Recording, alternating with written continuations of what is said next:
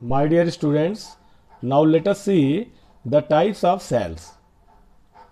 You will see that there are two types of cells, prokaryotic and eukaryotic. Eukaryotic cells. The prokaryotic cells are the cells of the bacteria. You will see the cells of the bacteria are called prokaryotic cells, which are having the boundary around the cell content, and the boundary around the cell content of the prokaryotic cells are called cell envelope. Cell envelope. But in eukaryotic cells, as you've seen that there are two types of eukaryotic cells, plant cell and animal cell. So let us see about the animal cell. The animal cell boundary is called cell membrane. Cell membrane.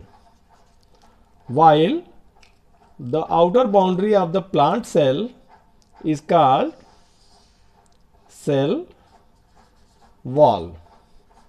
Cell wall. So my dear student, you are looking on this slide that there are three types of cells which are categorized in two categories. The first category is prokaryotic and second category is eukaryotic. And in these two categories there are three types of cells. Cells of the bacteria like prokaryotic cells, and cells of the animals, and cells of the plants. In the eukaryotic cells you will see there are presence of definite nucleus, but in prokaryotic cells there is no any nuclear membrane. There is no any definite nucleus in prokaryotic cell. So you will see the difference between the prokaryotic cell and eukaryotic cells. Means eukaryotic cells are having the definite nucleus, and all the cell organelles are present in the eukaryotic cells, while except ribosomes and nucleic acid there is no any other cell organelle which are present inside the prokaryotic cell. So the prokaryotic cells are the incomplete cells held by the bacteria, having the cell envelope which is for the protection of the cell inclusions, that is inside the cell. And in the animal cell, cell membrane is also act as the protective covering of the cell content. And in plant cell, the plant cell having the cell wall which is hard, and that is also the protective covering of the cell inclusions or cell contents, cell organelles.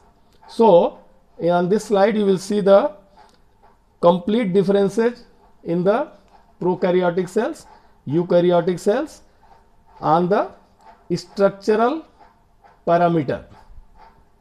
So now I can conclude that whether that is prokaryotic cells are present in the bacterial cells.